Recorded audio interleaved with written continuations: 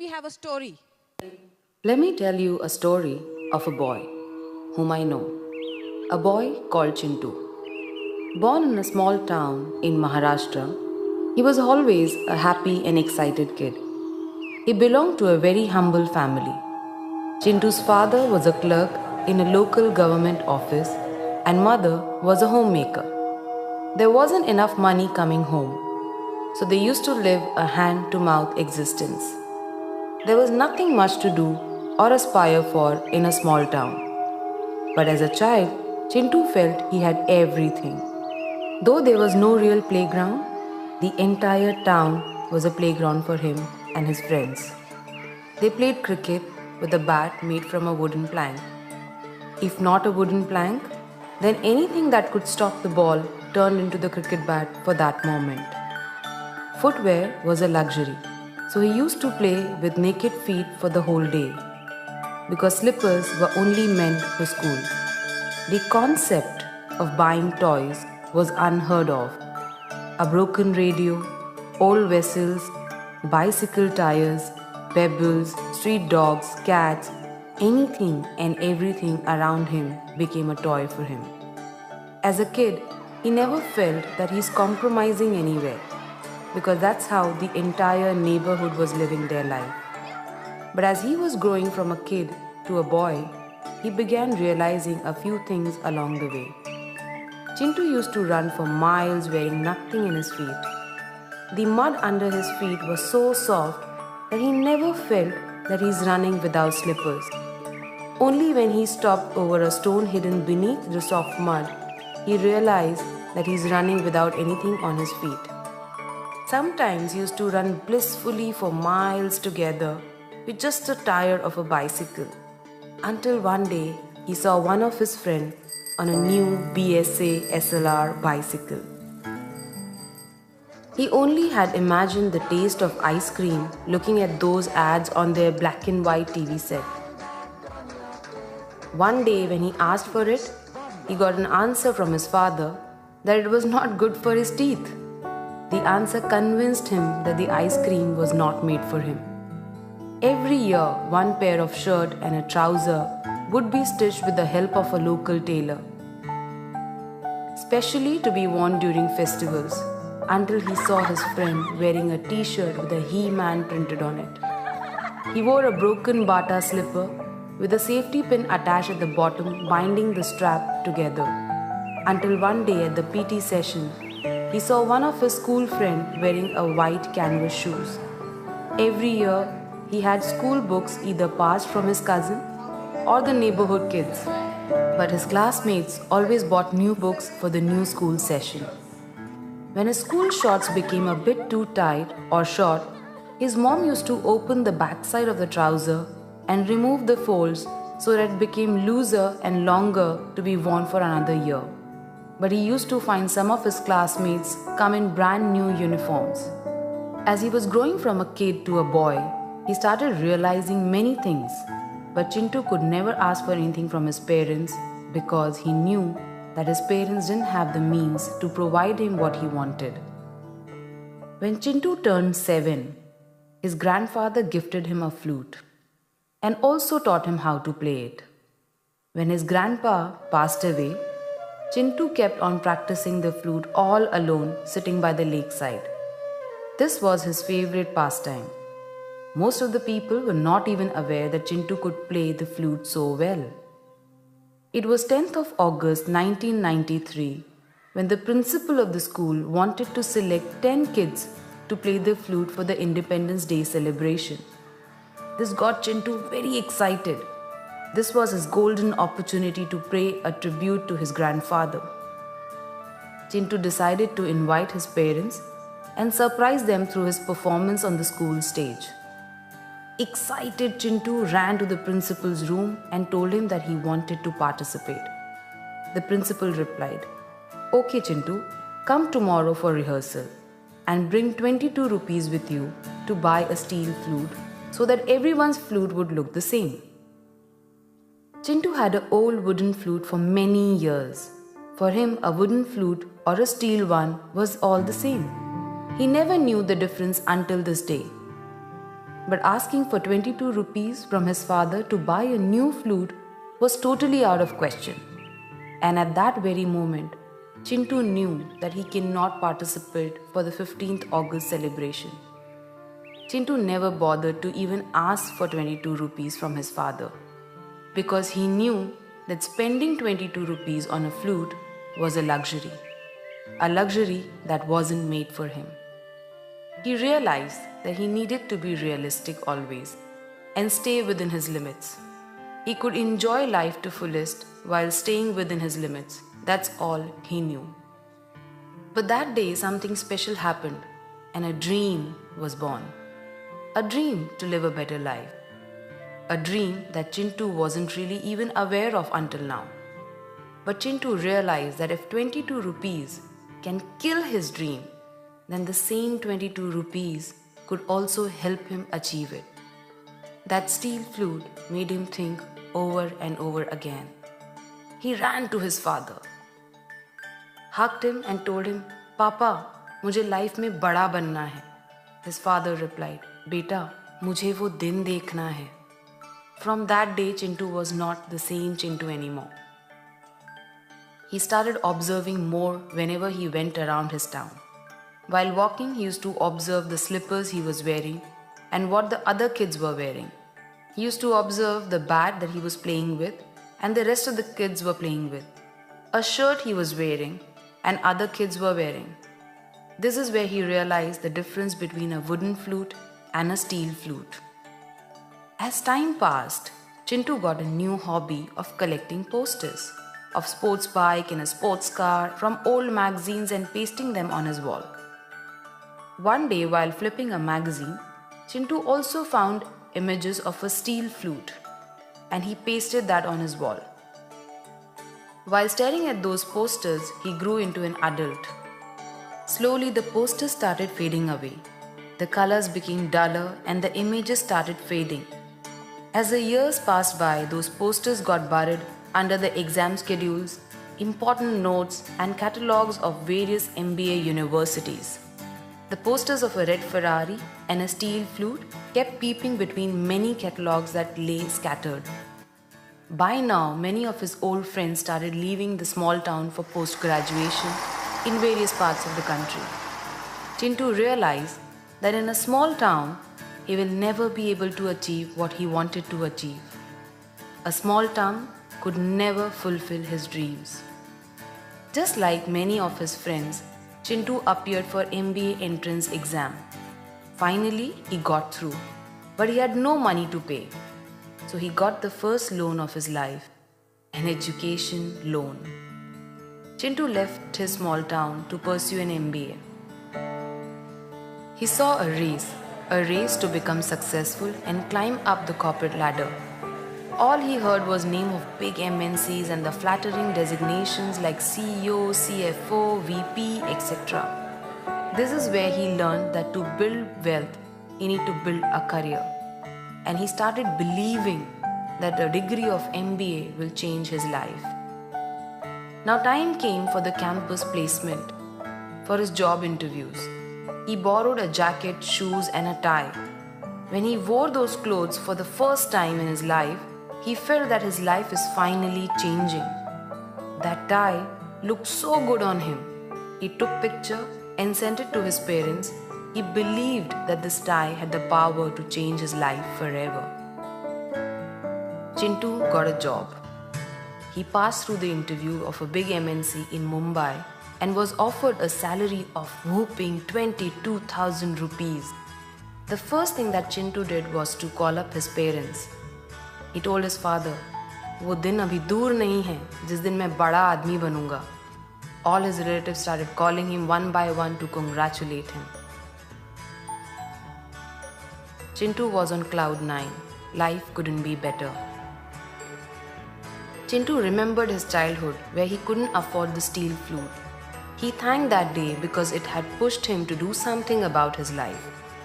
He remembered the posters of the sports car he used to stick on a wall of his room and the promise he made to his father. He truly felt that the degree of MBA will bring him all the happiness in the world. Finally, Chintu reached Mumbai. He came to this big city with big dreams. He saw people running and rushing everywhere. There was a queue for everything. His office was in Andheri, but his salary only allowed to rent a house in Mira Road, and that was a bit too far. He started traveling by the Mumbai local train. He realizes that it was not easy to manage life in Mumbai. The job started. After the first salary of 22,000 rupees, Chintu withdrew the full salary of 22,000 rupees just to hold and feel those notes. For the first time, he was holding such a big amount in his hand. He remembered the day he couldn't afford a flute of 22 rupees, and today he had 22,000 rupees in his hand. He felt that he had arrived in life. From this day onwards, he felt that he had made it. He had ticked his dream to become big in life, and he got into comfort zone. The poverty of aspiration is what keeps people poor. It was his first weekend in Mumbai after holding the salary in his hand. For the first time, he entered an AC restaurant and bought a grocery from a supermarket. Finally, Chintu stepped into the mall and saw few brand names which he had always heard from MBA friends. He picked up 2 new shirts, ties, and trousers. He bought himself new shoes. Now Chintu could afford an auto rickshaw to roam around the city and to go to the office. When he came back home after shopping, he sat down on the sofa and cried a lot. The leather shoes were much better than Bata slippers. Auto rickshaw was definitely better than a bicycle. Having a ceiling fan in the room was better than having no fan. Shopping with trolley in the supermarket was better than Lala Ji ki dukaan. Chintu called his parents and told them, "Life is much better in Mumbai. Even atta is branded here. We don't have to go to Atta Chakki." A few years later, Chintu got married. Looking at Chintu getting more responsible, his parents got him married to a girl from their native place. Newly married life in Mumbai was blissful. The initial few days were all about going to movies, eating in restaurants, etc.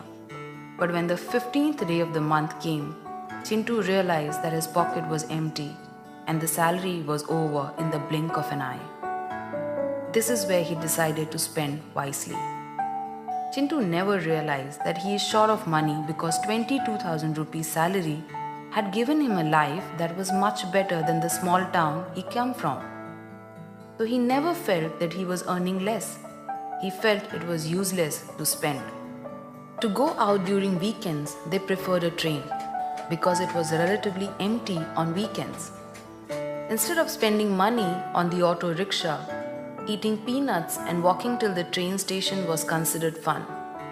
Getting down at Lower Parel, going to the biggest mall, only to take pictures next to the branded shops, then uploading them on FB, and getting maximum friends to like them was a different level of high. His friends used to comment, "Chintu, ab tu bada aadmi ho gaya yaar." And while reading those comments, Chintu felt he has finally reached where he wanted to in life. He used to wait for brands to go on sale. Then only he would enter inside the shop with his wife. He started making fun of those people who entered in the shop when there was no sale, making it look like a complete waste of money. Whenever his wife would show him a bike, he would say, "It's not safe to drive in Mumbai." When his wife would show him a car, he would say, "Why waste so much petrol? Only for 2 of us?" A different level of arrogance was slowly creeping within him. He called himself street smart than poor. He started giving advice to people on how it was plain stupid to spend money. He said, "Even if I had that money, I will not spend it on luxury," he declared. "Apne itne bade sapne thodi na hai," was his usual answer. A different level of poverty was growing in his head, which he never realized. Instead of growing his income beyond 22,000 rupees, Chintu was more focused on how to save and where to cut corners. After a few years, after living for a couple of years in Mumbai, Chintu managed to get a bank loan and bought his own house. Soon he was blessed with a very bright son. When he turned 6, Chintu had taught him how to play a flute. Chintu gave him the same wooden flute which he played as a kid. And when he gave the flute to his son, he told him, "This wooden flute pushed me to come out of the small town and achieve all my dreams." Chintu never realized that he has still not made it in life. One day, Chintu dropped his son to school, and as he was late for work, he reached the railway station. He saw the train approaching the platform from the opposite side. Chintu knew that if he misses this train, then his boss will see him walking late to work, and that might become his excuse for not giving him an increment. All these thoughts were playing in Chintu's mind. As the train entered into the platform, he crossed over the railway tracks to get inside through a shortcut. But by then, the train was extremely close to him. And after that, all he could feel was that he was thrown and he blacked out. Chintu didn't feel anything and he felt as if he's getting uplifted. Slowly he realized he's walking, but he couldn't feel his body anymore. He couldn't see anyone around him. All he could feel was a foggy atmosphere, with no one to hear him. He screamed again for help. He screamed and called his wife, his son, his father, his mother, but there was nobody to hear him. And finally, as the fog cleared, he found himself walking on a lonely path towards a ferry. Yes, it was a ferry for real. He ran towards the ferry to ask what was happening to him. But ferry was quiet. Chintu saw tears in her eyes. He realized that something had gone wrong. But still, like an angel, she became Chintu's guiding star in that moment of darkness. She guided him to his house. Immediately he ran into the lane, but strangely he couldn't feel his feet. The ferry was behind him all the time, flying and following him. He started running towards his house and reached the doorstep. He was shocked to see what has happened. His wife and kid and his parents were howling and crying out loud in front of his photo. His relatives, neighbors were all around crying with him.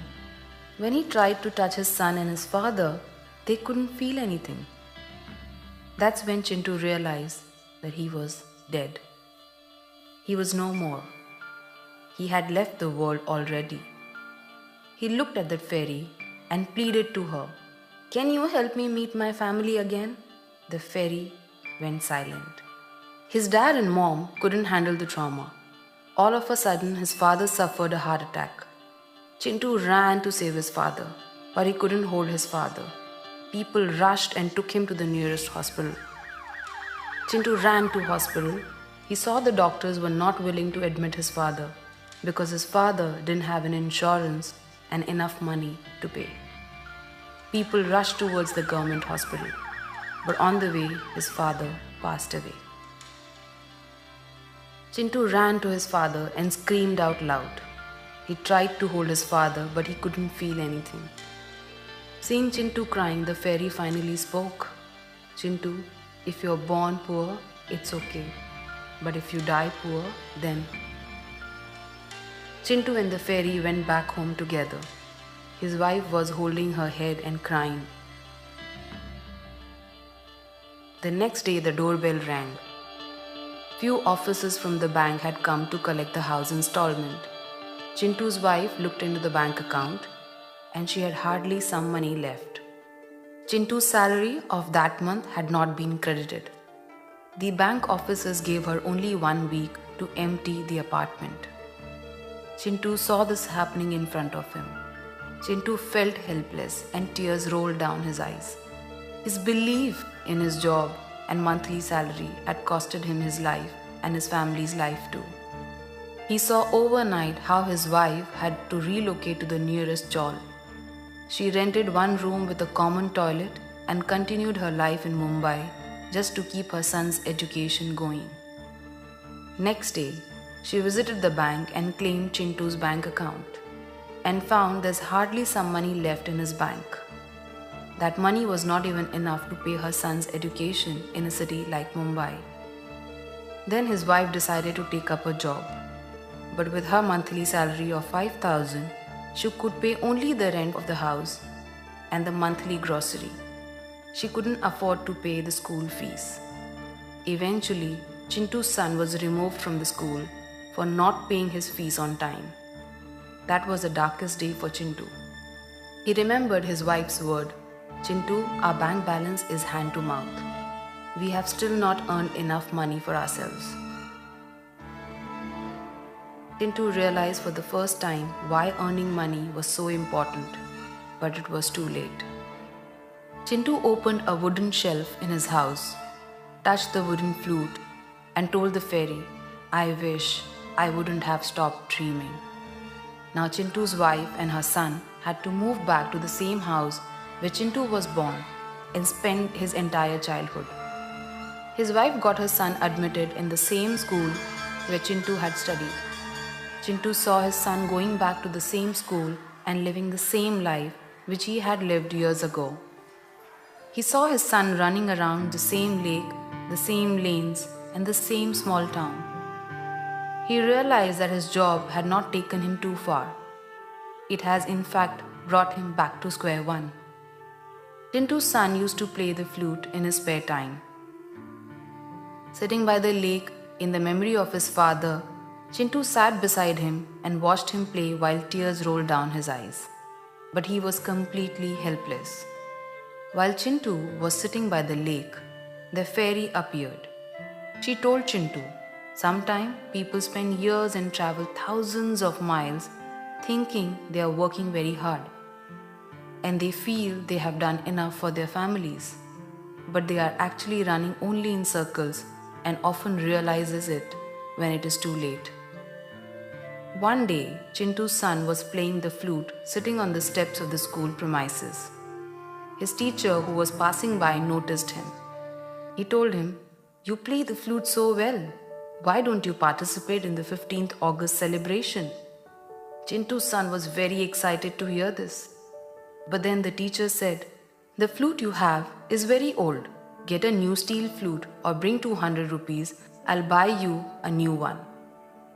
After listening to his teacher, Chintu's son realized that 200 rupees was a big amount for his mother. He was not willing to burden his mother in a situation where she is helpless. All the while, Chintu was watching this whole incident. Chintu's son ran home, hugged his mother and cried a lot. He told his mother, "Mummy, मुझे life में बड़ा बनना है." Even his mother told him only one thing, "बेटा, मुझे वो दिन देखना है." Life had taken full circle. Chintu realized that he was only one step away from going back the same point where he had started his journey. Chintu screamed out loud, but there was no one to hear him except a fairy. The fairy went to Chintu and told him, "Chintu, you have realized that there is a big difference between owning a wooden flute and a steel flute. There is a difference between living in a house in Mumbai and owning a good house in Mumbai. There is a difference between driving a car and driving a luxury car. The difference is either you have control over life or let life and situation control you." Saying this, the fairy held Chintu's hand and placed a steel flute and told Chintu, "It's time to wake up." As soon as Chintu touched the steel flute, all of a sudden he could now feel his body. He could hear noise around him. From the noise, he heard someone calling him, "Papa, Papa, wake up. Papa, Papa, utho na." Chintu could recognize that it was his son's voice. He opened his eyes and found himself in a hospital. He realized that he was actually alive. He had fainted with the shock of a train coming close to him. Chintu got his life back, but he had woken up for life.